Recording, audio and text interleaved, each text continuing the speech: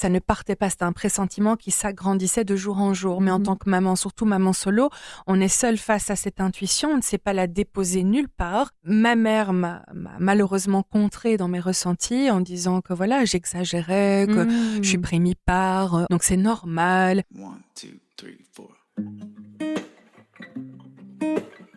La petite voix, la petite voix.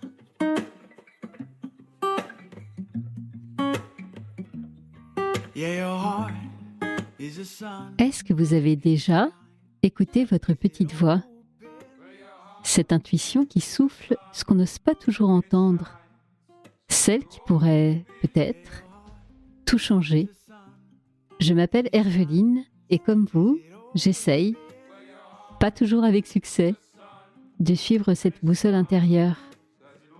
C'est pour ça que j'ai créé La Petite Voix, un podcast où des femmes et des hommes partagent avec émotion, parfois même avec humour, ces moments où la vie bascule et où tout devient possible.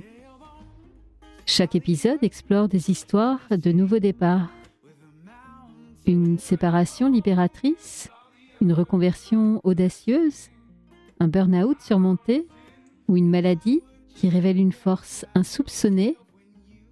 Autant d'histoires de doute, de peur, mais aussi de courage et de transformation.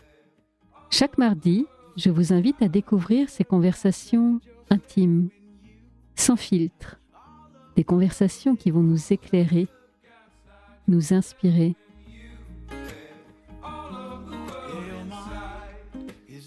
Alors, prêt à écouter La Petite Voix pour entendre la vôtre ? La Petite Voix, le podcast, c'est parti !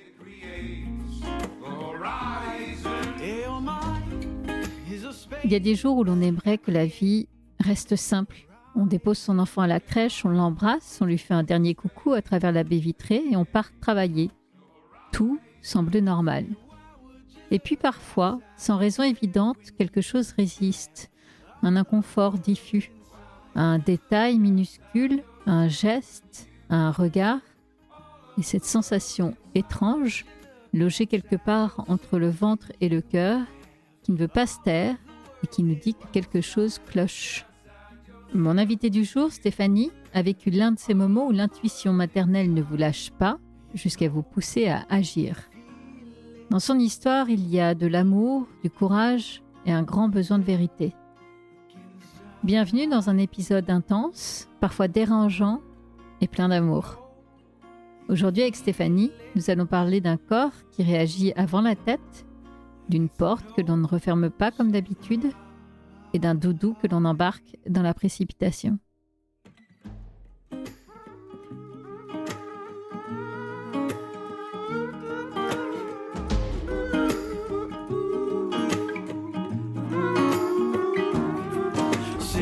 Bonjour Stéphanie et bienvenue dans La Petite Voix. Bonjour Herveline, merci de me recevoir aujourd'hui. On se rencontre là à Bruxelles et on a une petite invitée avec nous aujourd'hui. Au moment d'enregistrer, c'est ta fille Soraya. Et c'est chouette parce que c'est aussi de son histoire dont on va parler aujourd'hui. Donc voilà, je voulais commencer par lui faire ce petit clin d'œil. On va parler d'un moment fort de petite voix et c'est pas n'importe quelle petite voix dont on parle aujourd'hui puisque c'est la petite voix d'une maman. Aujourd'hui, Soraya, elle a 9 ans, mais très tôt, l'une et l'autre. Vous avez été amenés à construire une relation très forte, pour ne pas dire plus. Est-ce que tu peux, avant qu'on en vienne à ce moment de petite voix, me rappeler un peu le contexte dans lequel Soraya est arrivée et comment vous avez vécu vos premiers jours et premières semaines l'une avec l'autre? Alors, c'était en 2016. C'était un peu une surprise. Voilà, je pense qu'il y a beaucoup de mamans qui peuvent raisonner avec ça. Et le papa n'était pas du tout prêt, alors que ça faisait 4 ans ensemble. Et j'ai choisi de poursuivre cette route de la grossesse, mais seule, effectivement. Et du coup, je pense que le jour où j'ai décidé de garder mon enfant, eh bien, il y a eu un lien qui s'est tissé d'autant plus fort. Et puis, quand j'ai appris que c'était une petite fille, c'était quelque chose d'encore plus intense pour moi. Et donc, ça a été le début de beaucoup d'aventures, mais aussi une grossesse qui m'a demandé déjà avant de parler de cette petite voix, j'ai été amenée à m'écouter davantage pendant la grossesse, étant maman solo, avec des décisions médicales. Je m'étais dit, en tant que femme avec tout mon vécu, je vais être d'autant plus protectrice de ma fille. Donc c'est comme si mon intuition s'est aiguisée à partir de ce moment-là, le jour où il y a eu l'échographie. Je me suis dit,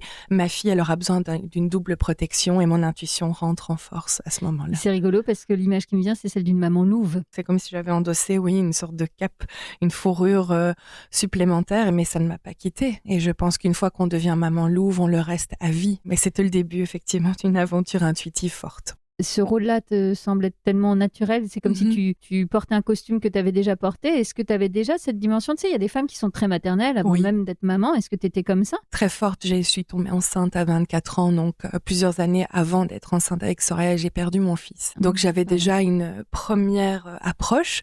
Et puis j'ai toujours été très maternelle. Moi, je me voyais avec 5 enfants. Donc l'instinct, il est là. Mais il se réveille pas toujours. Et là, il s'est réveillé d'un coup. Malgré les circonstances, c'était un cadeau du ciel et pour moi, c'était un renouveau qui se présentait à moi et non, beaucoup de bonheur, beaucoup. Ce bonheur-là a continué à la naissance de Soraya et les premières semaines aussi. Tout s'est super bien passé, l'accouchement aussi, sans péri, vraiment aucune complication. Oh oui, mais attention, chapeau aussi aux femmes qui font avec péri, hein, il n'y a aucun jugement, mais pour expliquer que malgré le stress, ça s'est fait tellement fluidement que je n'ai que de la gratitude pour ça et la grossesse aussi super bien. Je me suis jamais sentie aussi belle en plus. Donc non, vraiment une sorte une fusion, tout se passait bien, mais est-ce que je m'écoutais aussi? Là, on parle beaucoup du contexte personnel, mais tu étais dans quel contexte professionnel à l'époque? En fait, je suis tombée enceinte 6 mois après avoir commencé un nouveau boulot, mon tout premier boulot en tant qu'employée, en fait salariée, oui. J'étais traductrice, interprète, assistante pour tout ce qui est business marketing. Donc,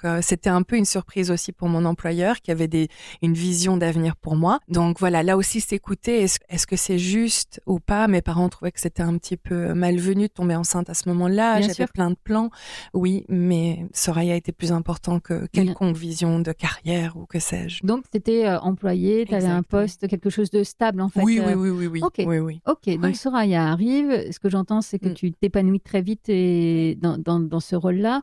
J'imagine que la relation, elle, garde cette tournure, j'ai envie de dire, un peu fusionnelle. Oui, c'est ça. Mais puisque tu dis tu es salariée, comme en France, en Belgique aussi, vous reprenez le travail relativement tôt. Elle a quel âge quand tu reprends? À même pas 2 mois et demi. Quelle solution de garde tu trouves pour elle à ce moment-là? En fait, je n'en avais pas. Trouver une crèche, c'était compliqué.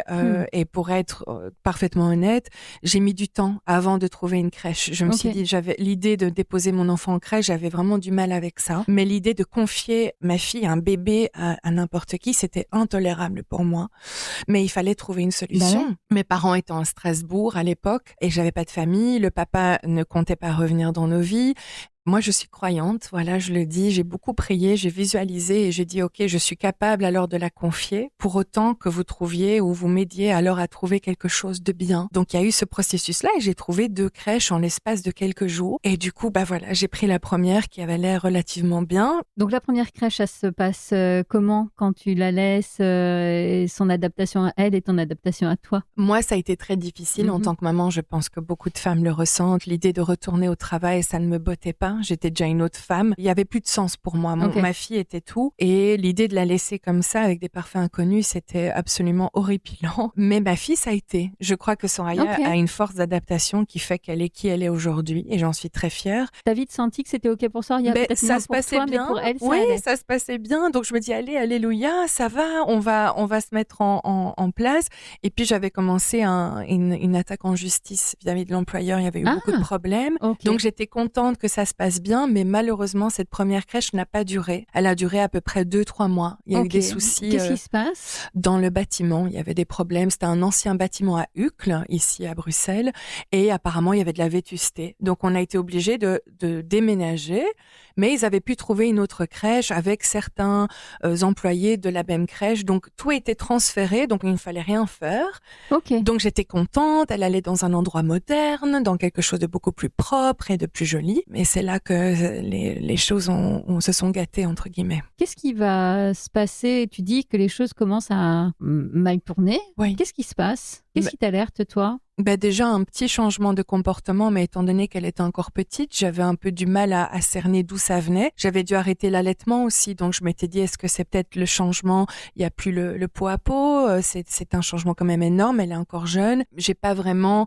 mis ça sur le compte de la crèche au tout début, mais des petits changements au niveau alimentaire. Elle repoussait parfois la cuillère, elle avait du mal à boire, parfois elle se grattait un petit peu, mais c'était assez anodin au début. Et puis j'ai commencé aussi à sentir qu'il y avait des changements par rapport au staff dans la crèche. Au début, elle était assez souriante, elle était accueillante vis-à-vis des accueillantes ou je ne sais pas comment, des péricultrices, je pense. Et ça se passait bien et Soraya est une enfant très souriante et je sais pas, elle était beaucoup plus réservée. Donc je me suis dit, c'est peut-être les changements, il y en a eu énormément et il faut savoir que le papa revenait à ce moment-là dans sa vie aussi pour essayer de la voir et voilà. Donc il y avait beaucoup de changements et je pense que quand on s'écoute avec notre intuition, c'est jamais limpide. On est parfois dans des situations difficiles, il y a plusieurs choses en même temps et on n'arrive pas à s'écouter. Comment ta petite voix, pour le coup, va continuer à creuser ce sillon de il y a un truc, je crois vraiment que c'est à la crèche que quelque chose se passe. C'est au fur et à mesure, je pense, des jours. En anglais, on parle de niggle. Il y a quelque chose au niveau du ventre où il y a quelque chose qui, je sais pas, dans les tripes, oui, c'est exactement ça, merci, où ça ne partait pas. C'était un sentiment d'inconfort, comme si c'était pas fluide, l'énergie ne circule. Et moi, je suis quelqu'un de très sensible, donc je sentais que c'est comme s'il y avait un caillou qui bloquait la sève, ou enfin, je sais pas. Et je me suis dit, mais pourquoi ça ne part pas, ma fille? Ok, il y a des changements, mais ça va aller, elle va s'adapter. Et en fait, c'est en voyant sa péricultrice, j'ai eu tout de suite un sorte de froid. Et je pense que ça ne doit pas être quelque chose de glacial, mais c'était comme quelque chose n'est pas net. Et en fait, elle était tout à fait charmante, elle était plus âgée, elle était en prépension, et on voyait qu'elle avait l'habitude des enfants, mais je ne sais pas t'expliquer, Hermeline, j'avais un pressentiment que elle avait pas l'air aussi maternelle que ça. Je voyais qu'elle était à bout, et je sentais que... Tu as senti chez cette femme quelque chose de l'ordre de la fatigue, de l'épuisement, j'aime pas tant faire ce que je suis en train de faire. Sauf que j'ai pas un boulot anodin, je m'occupe d'enfants en très bas âge. Je l'ai vu un jour en mettant les chaussures de Soraya, il y avait un cote, comme on dit en Belgique, un petit espace pour mettre les poussettes, le cote à poussettes comme on dit, et pendant que je mettais ces chaussures qui étaient tombées, j'ai observé qu'elle était déjà un petit peu brusque dans ses manières de gérer les enfants pour les mener d'une pièce à une autre. Mais je n'ai pas à ce moment-là relevé forcément quelque chose de grave. Je me suis juste dit, oui, c'est la fin de la journée, elle fait un travail extraordinaire, chapeau à ces femmes qui le font. J'ai pas forcément été plus loin dans mes observations, mais ça a été le début, je pense, de mon intuition qui n'a fait que grandir à partir de ce moment-là. Et elle ne m'a plus quittée. Et Soraya, elle, dans son comportement, tu voyais qu'elle commençait à être moins ouverte, en quelque sorte, en arrivant à la crèche. Comment ça se traduisait aussi à la maison, ce changement de comportement? Est-ce que c'était de pire en pire, si je puis dire? Pour moi, elle est passée d'une enfant joyeuse, ou même quand je venais la chercher, elle jouait, elle était sur les tapis de jeu. Il n'y avait pas ce maman, ou à pleurer, à taper à la vitre, comme si vraiment j'avais enfermé mon enfant pendant toute la journée. Donc déjà ça. Dans le tram, parce qu'on prenait le tram, c'était assez loin de chez nous, elle se refermait. À 10 minutes avant d'arriver à l'arrêt, il y avait des changements, elle gigotait dans sa poussette, elle commençait à geindre. Et je me dis, oui, elle sait qu'on va se séparer, mais de nouveau, en tant que maman, parfois on se dit, mais allez, est-ce que je devrais relativiser? Peut-être que je vais trop loin, peut-être qu'elle sent mes émotions aussi. Moi, j'en avais beaucoup à ce moment-là. Et à la maison, en soi, il y avait rien qui changeait, à part qu'elle était beaucoup plus pot de colle. Et c'était très difficile pour elle de se séparer de moi. Donc là, je me suis dit, tiens, pour un enfant qui a été quand même dans la sécurité intérieure, qui a été dans l'adaptation, elle existe à part entière, elle se sent bien dans ses baskets, pour reprendre ton expression. Je sentais qu'elle était devenue un peu plus bébé, un peu plus gaga, mama, beaucoup plus dans la codépendance. Et là, je me suis dit, ok, il y a vraiment un stress pour mon enfant qui n'est pas anodin. Mais de nouveau, j'ai mis ça sur le contexte personnel, les changements, tout ça, l'allaitement qui s'était terminé. Qu'est-ce qui va faire que vraiment, à un moment donné, tu dis non, là, le problème vient bien de la crèche et de cette femme en particulier? pour moi, après en avoir parlé aussi autour de moi, comme je disais, ça ne partait pas. C'était un pressentiment qui s'agrandissait de jour en jour. Mais en tant que maman, surtout maman solo, on est seul face à cette intuition. On ne sait pas la déposer nulle part. Ma mère m'a malheureusement contrée dans mes ressentis en disant que voilà, j'exagérais, que je suis pris mi-part. Donc c'est normal. Et je comprends, je ne juge pas ma maman. Je pense que ça part toujours d'un bon sentiment. Mais j'estime aussi qu'en tant que maman, si une mère émet une intuition de la sorte, qu'on l'entende, qu'on l'écoute, qu'on essaye au moins de comprendre de quoi il s'agit. Explique-moi alors, qu'est-ce qui fait que... Mais on m'a même pas entendu. Donc je me suis sentie vraiment mise de côté, comme si j'étais une maman un peu possessive, trop protectrice. Maman louve, mais dans le mauvais sens, alors que c'est à bon escient, au contraire. Mais oui, donc la sourde oreille fut donnée par tout le monde autour de moi, y compris ma marraine, des collègues. J'en avais parlé aussi sur des forums, j'en avais parlé avec une pédiatre. Ok, donc tu étais quand même très alertée. Là. Tu commences vraiment à avoir... Là, je sens que ça devient de plus en plus fort et je suis pas en paix. Tu en parles avec des mamans à la crèche ou des papas? Oui, tout à fait. Au tout début, avant même d'en parler à ma mère, en demandant est-ce que ça se passe bien pour vous l'adaptation, est-ce que votre enfant ça va, et surtout qu'on se croisait dans les couloirs, donc on tisse déjà un lien. Quand même, mais oui, voilà. Et en fait, non. La plupart disent écoute, oui, il pleure un peu plus, oui, c'est un peu difficile, mais on vient de changer de crèche. Ou nous on vient d'arriver, donc c'est normal. Je n'ai pas senti vraiment quelqu'un qui s'intéressait à mon intuition, qui disait mais tiens, c'est marrant que tu en parles, Stéphanie, parce que moi aussi je l'ai. T'as pas trouvé d'écho en fait à ton inquiétude à ce moment-là. Et au contraire, on t'a un peu renvoyé le fait que, écoute, comme toutes les mamans, les jeunes mamans, tu t'inquiètes. Tu es un peu trop protectrice. Et pour moi, c'est le côté surexagéré. Alors qu'une maman n'exagère en soi jamais quand il s'agit d'intuition, selon moi. Et je pense que de nouveau, d'aller essayer de creuser, de prendre le temps de dire mais pourquoi tu sens ça? Et juste, mais non, j'ai ressenti beaucoup de résistance chez tout le monde et même avec les professionnels, les mamans à la crèche, alors que je voyais bien que leurs enfants aussi étaient un petit peu plus à bout. Petit à petit, cette intuition-là ne me quitte pas jusqu'au jour où je regarde et je laisse Soraya en fait jouer dans une pièce de jeu qui est centrale dans la crèche. C'est un peu la salle commune. Et je l'ai observée avec la femme en question. Et je me suis un petit peu cachée près de nouveau le côte à poussette en me disant je vais juste voir l'interaction de madame avec... Parce que peut-être qu'il y a quelque chose avec ma fille. Il se peut qu'elle soit un peu tête de turc ou que madame ait du mal avec ma fille. Je ne sais pas. Tu continues à voilà, j'essaye de trouver un raisonnement logique. Et en fait, je vois qu'elle est elle est assez froide. Elle ne s'occupe pas de Soraya. Elle est un peu abrupte de nouveau dans ses manières. Et je ne vois en aucun cas, en l'espace de 10-15 minutes, quelque chose de tendre. Elle hausse le ton, elle monte un petit peu crescendo dans son comportement, elle est un peu exaspérée. Je me suis dit, de nouveau, c'est la fin de journée. Et en fait, j'ai regardé et quand j'ai vu Soraya et qu'elle m'a aperçue, de nouveau, elle a couru vers moi en pleurs et elle s'est retournée. En fait, en mode, j'ai trop peur. Elle a quel âge, là, Soraya? Elle a 6 mois, 6 mois et demi. Elle était encore toute petite. Et c'est là où je me dis, ok, là, c'est bon. Je sens qu'il y a comme si la pièce du puzzle s'emboîte. Et je me dis, te sens validée en fait. Ah oui, mais par moi-même. Alors que par toi-même, parce que malheureusement, c'est pas à l'extérieur que tu trouves le soutien, mais cette scène-là, le fait que tu prennes ce temps-là, te confirme qu'il y a quelque chose de pas net dans cette crèche, que les problèmes autour, oui, ça rajoute du stress à mon bébé, mais c'est pas ça la cause principale. Et j'ai vu quand elle s'est retournée avec des yeux apeurés, je me dis, ok, elle a peur de cette femme qui s'occupe d'elle toute la journée et qui manifestement n'est pas tendre, est très abrupte.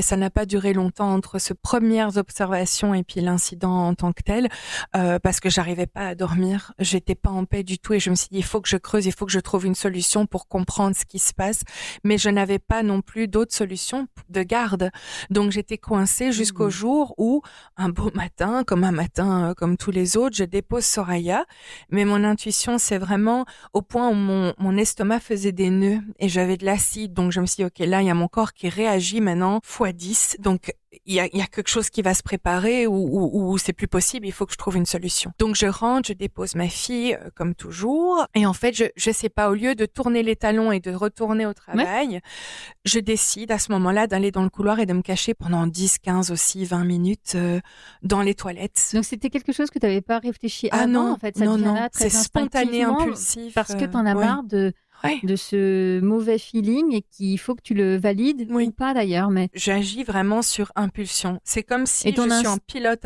automatique. ok, Ouais. et là ton instinct te dit cache-toi Cache-toi, ouais. et tu verras d'ici 10-15 minutes, c'est-à-dire Comment elle se sent ou voilà, je me suis dit tant pis, je me suis fait une promesse, je crois, dans ces toilettes-là, en me disant si je passe devant la vitre de Soraya et je vois qu'elle est pas bien, je trouve une solution à partir d'aujourd'hui. Je sais pas ce waouh. que je vais trouver. Mais je peux pas laisser mon enfant y travailler. Déjà, j'avais du mal, il y avait des problèmes avec la justice. Enfin, c'était une situation compliquée. Je me dis, tant pis, ma fille passe en premier.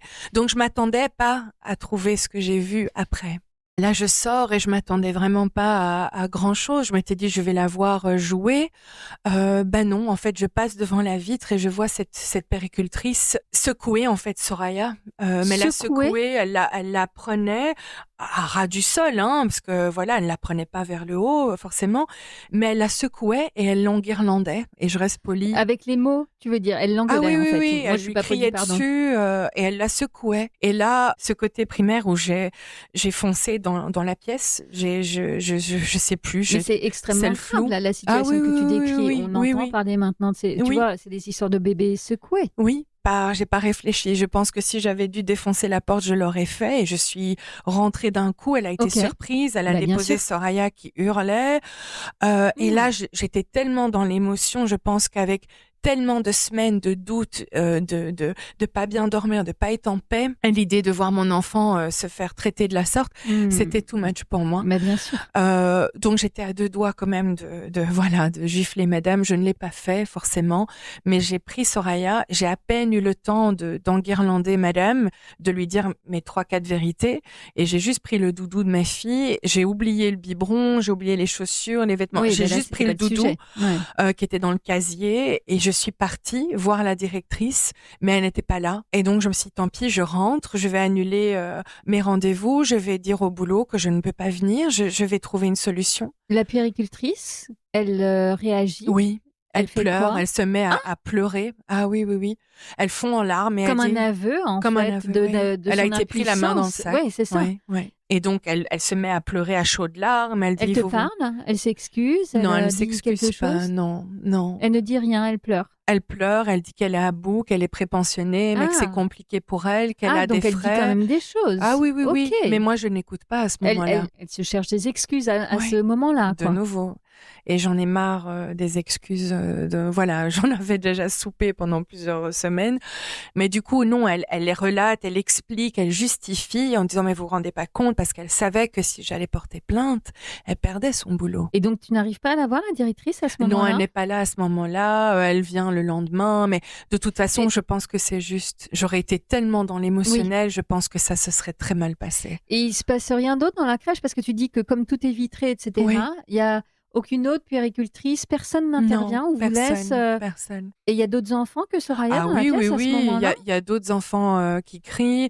Et il faut savoir que j'ai oublié de dire quelque chose au niveau des symptômes, au cas où ce serait important.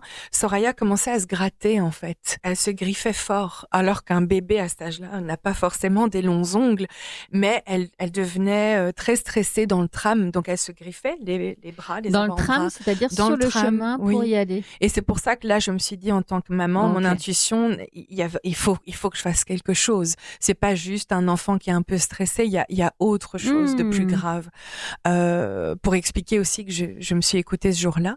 Mais donc non, voilà, j'ai récupéré Soraya, je suis rentrée et voilà, ça a été le début de plein de changements. Ouais. Alors, qu'est-ce que tu fais? Et pardon, avant ce que tu fais, qu'est-ce qui se passe dans ta tête à ce moment-là?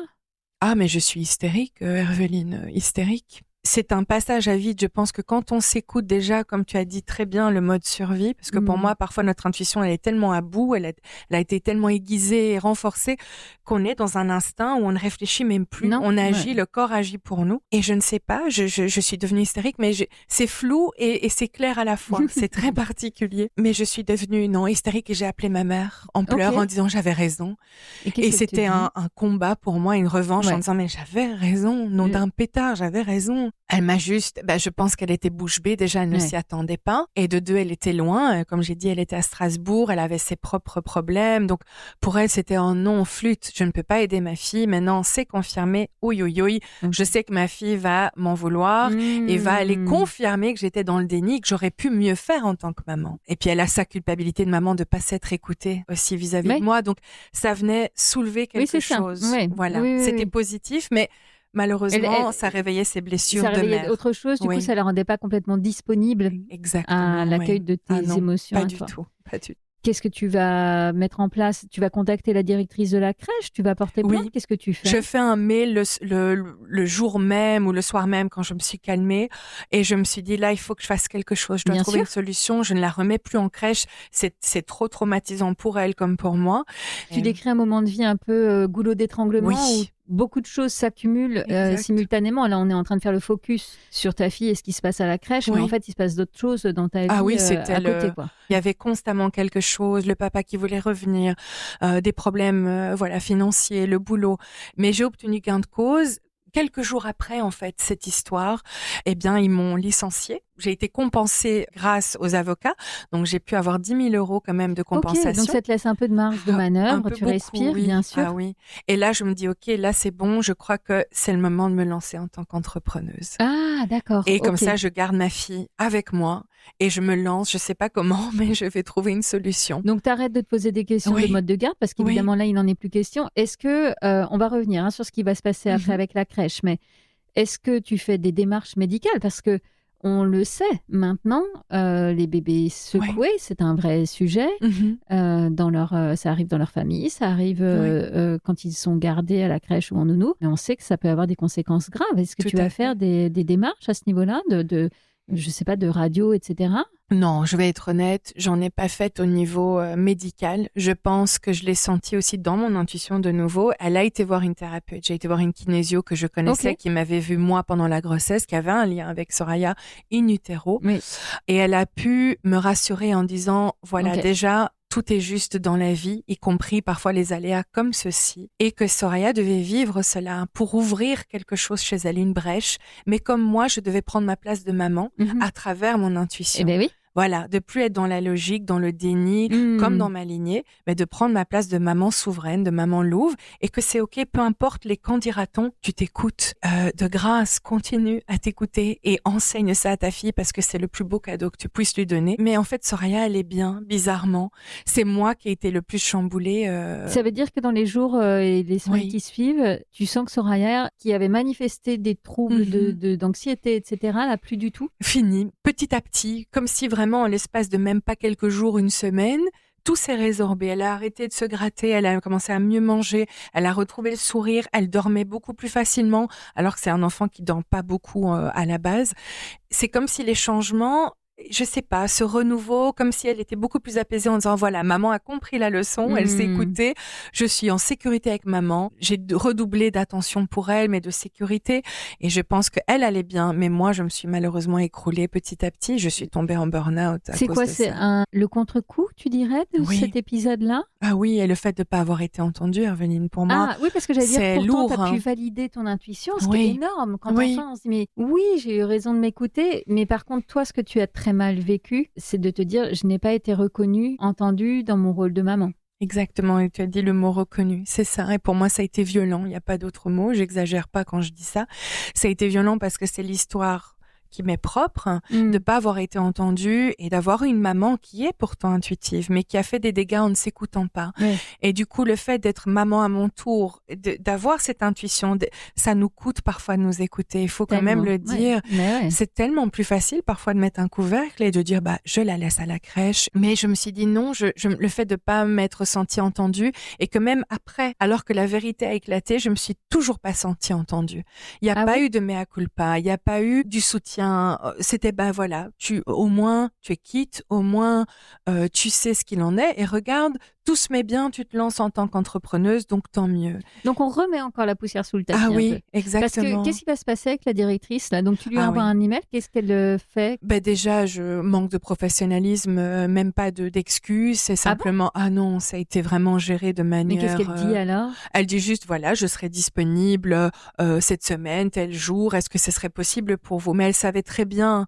Forcément, dans le mail, je l'expliquais. J'ai dit que j'ai retiré Soraya, que je souhaitais être remboursée pour le mois que j'avais avancé et que je la sortais de la crèche, mais que je voulais parler avec elle parce que Bien sûr. il y avait un constat qui avait été fait, qui est l'ordre quand même d'une violence interne. J'ai été reçue un peu comme une vilaine ou une sale chaussette, entre guillemets. Elle reconnaît, mais à demi-mot, dans le sens, oui, nous sommes au courant. Donc pour moi, c'est ça qui est encore plus violent. C'est Oui, oui. terrible. Ah oui, oui.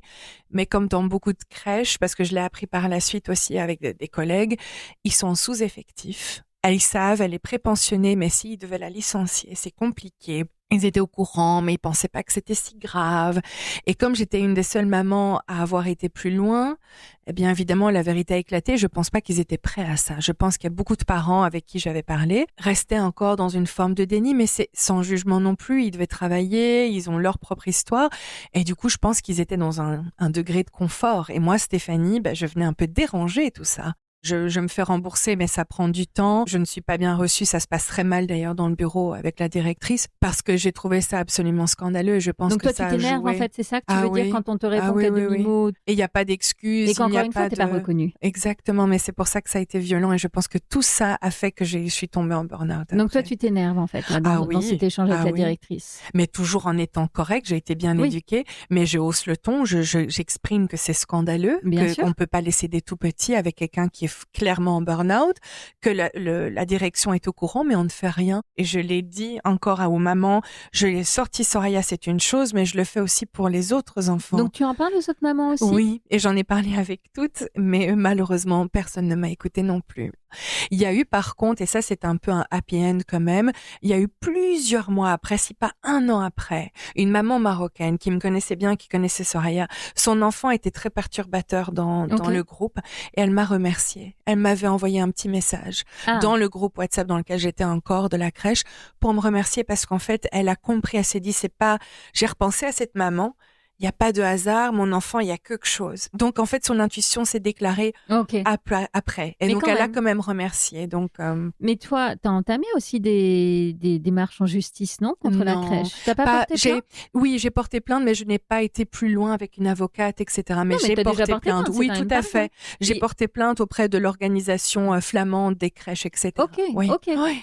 Qu'est-ce que tu en retiens, tu vois, Mhm. bientôt 10 ans plus tard de tout ça? Qu'est-ce que ça a changé pour toi? Déjà, je suis ravie d'avoir été au bout.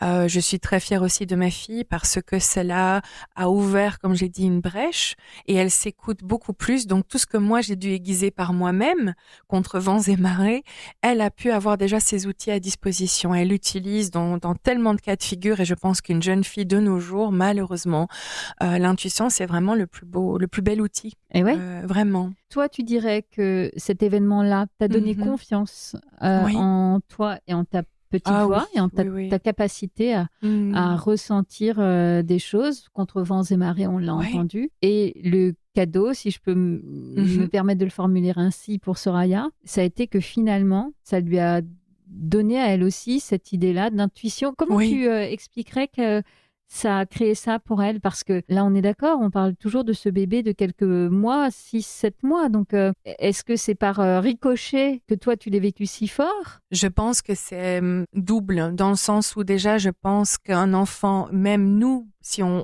retrace un peu notre enfance, quand on est entendu, même dans un petit ressenti, je le sens pas, ou je ne sens pas tonton Maxime, ou je me suis pas à l'aise.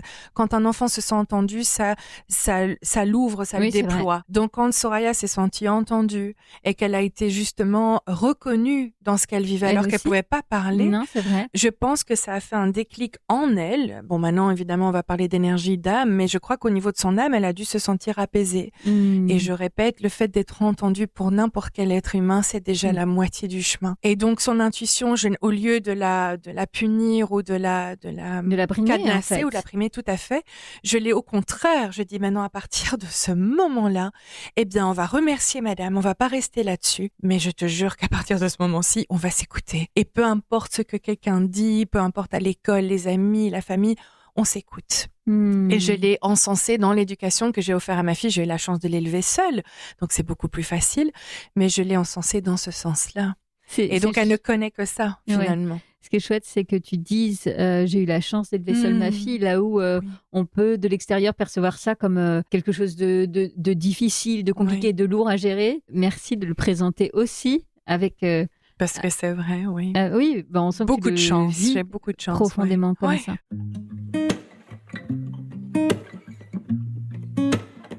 Qu'est-ce que tu aurais envie de dire à la Stéphanie qui perçoit les premiers signes qui t'alertent dans cette nouvelle crèche? Déjà qu'elle est légitime dans tout ce qu'elle ressent, dans tout ce qu'elle exprime, dans tout ce qu'elle entend. Mais quand je dis entend, c'est qu'elle entend des petits murmures, sa petite voix qui a beau susurrer, elle est dans le juste et qu'elle est entendue et qu'elle est reconnue, mais surtout valide et validée par là-haut, par la vie, par son enfant. Et je pense que, je répète, un tout petit peu, un chouïa de reconnaissance, ça fait des merveilles. Il y a vraiment une forte notion dans tout ce qu'on est en train de se dire de validation. Oui, pour moi, c'est la base. Ce que j'entends, moi, c'est que tu as eu beaucoup besoin d'une validation extérieure, mais c'est tellement humain, on en est tous là. Et cette expérience-là, tu as appris à la trouver à l'intérieur de toi, en fait. Oui, parce que je pense que la petite voix, on s'écoute, mais quand on se sent entendu par quelqu'un qui dit « Mais attends, mais t'es dans le juste, là, c'est bizarre. Non, je pense que t'as raison. » Ou « Ah, mais écoute, explique. » Ou quelqu'un corrobore ce qu'on ressent. Sans même l'avoir exprimé, on se dit « Ah, je suis pas seule dans le groupe, en fait. » Donc, il y a quelque chose. C'est comme si on a besoin d'être confirmé dans notre petite voix pour lui donner une voix. Alors qu'en fait, elle existe par elle-même. On a besoin simplement de la valider nous-mêmes. On n'a pas besoin d'attendre l'autre ou la vie ou la famille. Et c'est l'erreur qu'on fait, c'est qu'on est dissocié. On attend l'extérieur, mais non. Donc, là, ton cas le prouve bien. Qu'est-ce que tu dirais à cette femme qui a mal agi avec Soraya, peut-être parce que beaucoup de fatigue ou plein de raisons, mais enfin, aucune bonne raison. Je n'ai pas d'animosité, au contraire, je l'ai remerciée, j'ai fait un travail là-dessus pour libérer, parce que je comprends aussi, pour l'avoir vécu, voilà, le burn-out, je l'ai vécu quelques semaines après, le début en tout cas, et puis j'ai plongé. Je sais combien c'est difficile en tant que femme de travailler, on n'est pas faite pour ça, donc je vois ça avec beaucoup de recul. Mais je la remercie aussi parce que pour moi, je répète, tout est juste et ça a été le début de mon entreprise, le début de mon activité entrepreneuriale, de ces aventures-là. Ça a été le début aussi d'une reconstruction pour moi, une guérison aussi personnelle, mais aussi pour ma famille, de m'aligner, que ma famille le veuille ou non.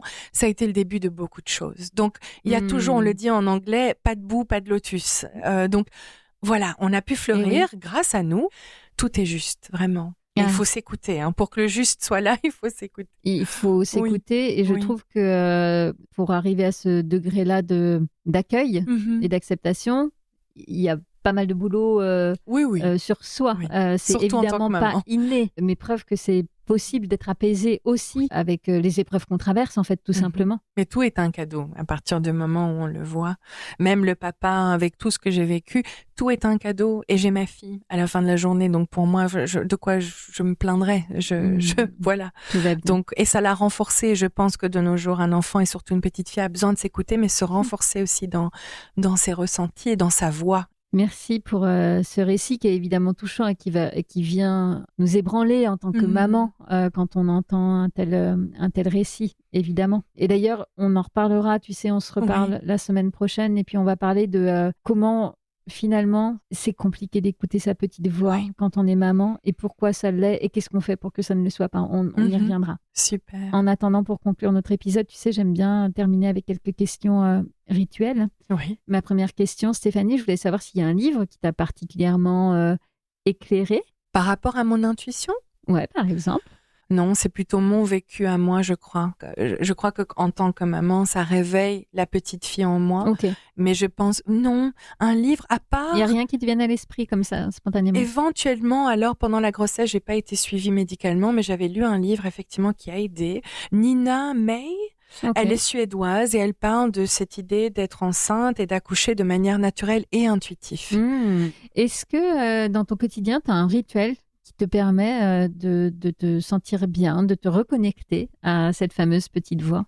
Ça a l'air peut-être un peu loufoque, mais moi je suis tarologue, alors je prends le temps pour moi avec mes cartes. Mes cartes, c'est une extension de moi et je fais des tirages. Alors, je suis Oui. obligée de te demander quand était la dernière fois que tu as tiré une carte et qu'est-ce qu'elle t'a raconté? Ah Si ouais. tu veux bien le partager avec Oui. nous, si c'est pas trop perso. Mais c'est marrant que tu me demandes ça et je rigole, mais j'ai tiré une carte ce matin pendant que Soraya se préparait et j'ai eu la grande prêtresse, c'est le tarot. Et la grande prêtresse, c'est le chiffre 2, c'est son chiffre de vie à elle. Ok. Mais la grande prêtresse, si on ne connaît pas le tarot, c'est la femme la plus intuitive du tarot. Il n'y a pas Oh, plus wow. intuitif, plus mystique et plus connecté à son féminin, parce que l'intuition, c'est le féminin. Hein.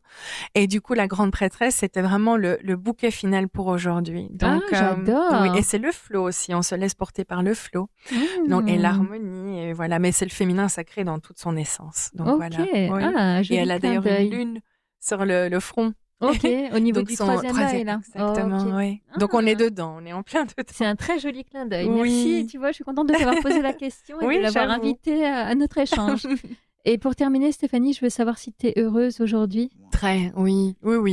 La vie fait que, mais je répète, c'est peut-être cliché, mais tant que j'ai ma fille, j'ai tout. Voilà. Chouette. Merci. Merci à toi, Stéphanie. Et on se Merci à retrouve la toi, semaine Evelyne. prochaine. Et merci à vous. Au revoir. Yeah, your heart is a sun, and it shines as it opens. Where your heart is a sun and it shines as it opens. Voilà, La Petite Voix, le podcast, c'est fini pour aujourd'hui. Si vous avez aimé cet épisode, parlez-en autour de vous. Le bouche à oreille, c'est magique pour faire découvrir un podcast. Alors envoyez le lien de cet épisode à vos amis et vous verrez, ils vous remercieront.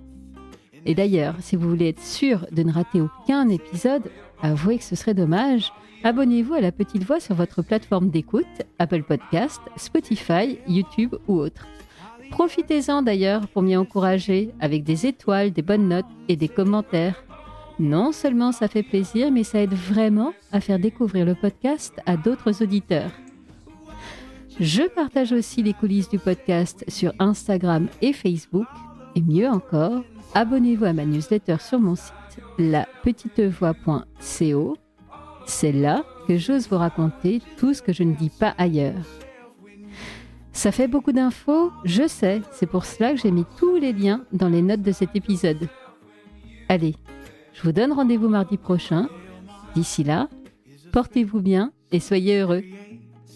Your horizon. Where your mind is a space that creates the horizon. Your mind is a space that creates.